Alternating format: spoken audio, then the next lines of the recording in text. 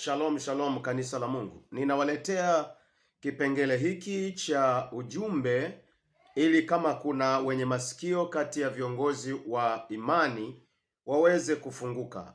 Kuna laana katika kanisa kwenye viapo vya ndoa na mpaka sasa pamoja na usomi wa wasomi wengi hawajui, mpaka waumini wamefikia mahali pa kujua kwamba kuna matatizo katika kiapo cha ndoa, si cha Mungu, ni cha kishetani, mpaka na wenyewe wanakikwepa hicho kiapo. Sasa hebu tusikilize, alafu nikutolee maandiko ujue jinsi gani kanisa liko kwenye laana kwenye viapo vya ndoa, na ni laana ya kujitakia wenyewe, wala hawajatumwa na mtu yoyote. Sijui kwa kufuata mapokeo, sijui kwa kuamua wenyewe, na wasomi wamo wanasema wana PhD za Biblia. Sielewi kama wanasomaga na haya maandiko ama wanayaacha, na sijajua hicho kiapo, sijajua walilazimishwa na mtu ama walikitunga wenyewe kwa kuamua, na kama waliamua kwa kutumia Biblia gani. Hebu sikiliza. Nakupokea wewe mke wangu katika nyakati za baraka na katika nyakati za shida. Sikia hapo. Katika nyakati za baraka zaidi. Anachukia kukiri kubavu. Nyakati za ugonjwa. Anachukia. Anaambiwa ugonjwa, anasema uzima. Katika nyakati za matatizo. Katika nyakati za furaha. Hataki matatizo. Nitakulinda. Nitakupenda. Maona? Nitaambatana na peke yako. Maona? Hadi ukamilifu wa dahari. Sasa sikilizeni wa Kristo, kuna ujinga mkubwa sana, na mara nyingi tusipotumia akili zetu tutakuwa wajinga miaka yote. Sasa nakuja na hii ili kuwaweka wazi kabisa kwamba kwenye hili viongozi wote wa Kikristo wamekuwa wajinga. Narudia, wote. Yaani mimi mwenyewe ni kiongozi wa Kikristo, na nashukuru Mungu sijawahi kufungisha ndoa ya staili hii, na sitakuja kufungisha ndoa ya kijinga kama hivi. Yaani sitakuja kufanya ujinga huu kabisa, yani kabisa, kwa sababu ndoa za namna hii ni kumfungulia mlango wa shetani bila wenye kujua. Hebu tusome maandiko muone, huyo alikuwa anaapishwa hapo, akaona huu pumbavu wa viongozi wake hawaujui, yeye akaujua. Roho wa Mungu anamfunulia, usikubali kukiri uovu kwenye ndoa yako. Sasa watu wanakilisha uovu kwenye ndoa na wanajiona kwamba ni sawa. Angalia hii Mambo ya Walawi. Tuanze kwenye Mambo ya Walawi kabla kufika kwenye Injili ya Wakristo wenyewe. Kuanzia Agano la Kale, viapo vya kijinga vimekataliwa. Viapo havitakiwi, kwa sababu viapo ni kufungua mlango wa uovu. Viapo ni hatari sana. Hasa twende basi kwenye viapo vizuri. Haya, vinaingizwa viapo na ushetani ndani na shughuli za shetani ndani ya kiapo. Hapo ndo nipochoka zaidi. Na nilishawahi kusema siku moja wakati mimi naoa, nikamwambia yule mfungisha ndoa, sitaki mimi kiapo hiki.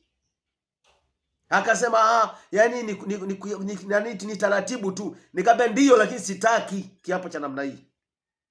Angalia, kuna watu ambao Mungu ameshatangulia kutumiminia roho wake mapema, tuyajue mapenzi yake ni yapi, mapenzi ya shetani ni yapi. Lakini kuna watu mpaka wana PhD hawajui mapenzi ya shetani. Kwa hiyo Wakristo wote kwenye viapo vya ndoa wamepigwa na shetani.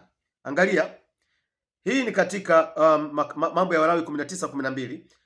Msiape uongo kwa jina langu, hata mkalinajisi jina langu, jina la Mungu wako, hata ukalinajisi jina la Mungu wako. Mimi ndimi Bwana. Mungu akawaagiza mwenyewe, sitaki muape kwa uongo. Sababu gani? Mnaapa alafu hayo mnayoapa sio yatakayokuwa. Kwa hiyo mkishajua kabisa haya mambo, mbona kiapo kinafanyika lakini hayafanyiki hivyo, futeni hivyo viapo, mnatia dhambi watu. Mkijua mnaapa alafu hamfanyi yale ambayo mmeapa, achaneni na hivyo viapo, mnanajisi watu, mnatia watu kwenye dhambi. Hata katiba yenyewe huwa inarekebishwa. Lakini Wakristo wengi sijui tuna ujinga wa kiasi gani, kwamba yani unajua kabisa hiki kitu ni cha hovyo, ni cha uongo, lakini watu wabadilishwa, wameng'ang'ania tu. Angalia sasa katika kitabu cha nimeanza na hicho hapo, twende hii hapa.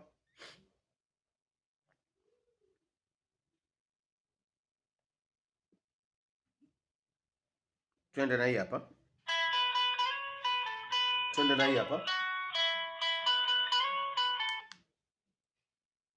Twende na hii hapa. Lakini zaidi, hii ni katika kitabu cha Yakobo 5:12. Sikiliza. Lakini zaidi ya yote, ndugu zangu wa Kristo, hapo msiape, koma, alama ya koma, wala kwa mbingu, wala kwa nchi, wala kwa kiapo kingine chochote, bali ndiyo yenu iwe ndiyo, sio iwe sio, na sio yenu iwe sio, msije mkaangukia kwenye hukumu. Kwa hiyo ndoa za Kikristo zote ziko kwenye hukumu, tena hukumu, tena hukumu. Matatizo ya Wakristo hayatawaishia. Walifungua mlango kwa shetani wenyewe kwa kuongozwa na maaskofu na wachungaji wao. Hebu fikiria, hili neno la Mungu limeonya watu wake, watu wake, yani neno limeonya watu wake. Mungu ameonya watu wake marufuku kabisa kuwapa, kwa sababu mkisha hapa hamna uwezo wa kutimiza hivyo viapo. Acheni viapo, vitawaingiza kwenye hukumu, kwa sababu kiapo ni kama kuingia kwenye torati. Torati imekataliwa na sisi watu tuliokoka, kwa sababu inatutia kwenye dhambi, kwa sababu ukiapa maana yake ni kwamba ukubaliane. Haya, twende kwenye kiapo. Mwangalie ujinga ulioko kwenye viapo vya Kristo. Anasema ninaapa mbele yako kukuchukua wewe kuwa mke wangu, nitakuwa na wewe katika shida. Twende kwenye Biblia. Wapi tumeandikiwa shida ni sehemu ya maisha? Yaani ni wapi tumeandikiwa kwamba katika mambo mema tunayopaswa kuyaomba? Maana pale unapoapa unamuomba Mungu, pale ni kiapo cha kumuomba Mungu. Unaomba Mungu kwamba Mungu aruhusu shida. Si unanielewa ujinga wa Kikristo? Alafu katika raha, Yesu amesema hivi, nanyi mtapata raha maishani mwenu, mtaitua mizigo. Leo unamwapisha mtu aape shida. Anasema hivi, wanaendelea kiapo. Simesikia kiapo kilichochukua na kikata huyo anafunga ndoa, ambaye ameshakuwa awaken, ameshaamka akili yake. Roho Mungu ameshamuingia, akawa nakataa. Anasema katika magonjwa na katika afya. Niwaulize nyinyi wa Kristo, mnapokuwa mmeshaokoka, mnatarajia kwenda kwenye magonjwa tena? Hivi Biblia inasemaje? Aliwazalo mpumbavu ndio litakalo mpata. Kwenye hicho kiapo hakuna upumbavu hapo. Hatuwazii magonjwa. Magonjwa sio upumbavu. Yaani kuwazia kupata magonjwa kwenye ndoa sio upumbavu huo. Sio upumbavu. Kwa nini tusinge hapa katika raha na katika mapito au majaribu? Kwa sababu majaribu ndio tumepangiwa. Kwa nini majaribu mtupangie kuwa ni magonjwa? Kwa nini majaribu mpangia watu kuwa ni umaskini? Eti katika utajiri na katika umasikini. Wapi Biblia inasema tumeitiwa umaskini? Yaani mambo ya shetani mnayaleta katikati ya kiapo cha ndoa. Mambo ya shetani, nasema hivi, mambo ya shetani mabaya. Anasema eti katika hali mbaya na katika hali nzuri. Fuatilieni viapo, mtasikia ushetani ulioko katika kiapo cha Kristo. Eti katika hali mbaya na katika hali nzuri. Nani aliyewaambia mabaya ni ya Mungu?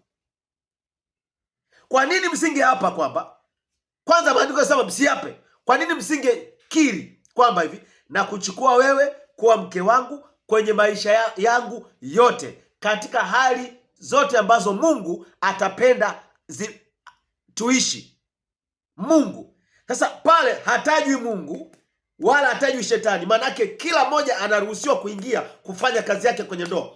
Katika magonjwa, maanake Mungu. Kwa nini msiseme hivi, katika magonjwa ambayo atatupa Mungu? Kwa hiyo Mungu wenu nyinyi, kumbe Mungu wa walokole kumbe anatoaga magonjwa Kama hatoi magonjwa, kwa nini mnaapa magonjwa? Mnaamini magonjwa? Kwa nini? Why do you believe sickness kwenye ndoa?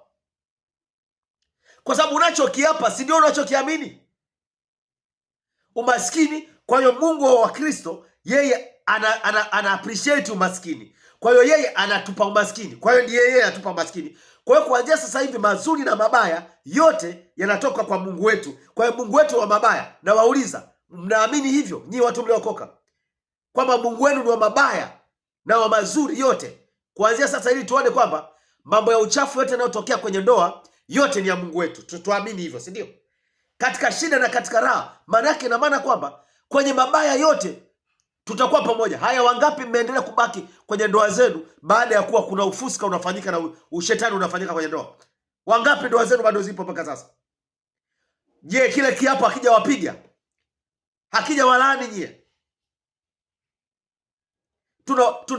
Tuna wajinga kweli kweli, yani katika kwenye masuala ya uongozi wa Kikristo. Tuna wajinga kweli kweli.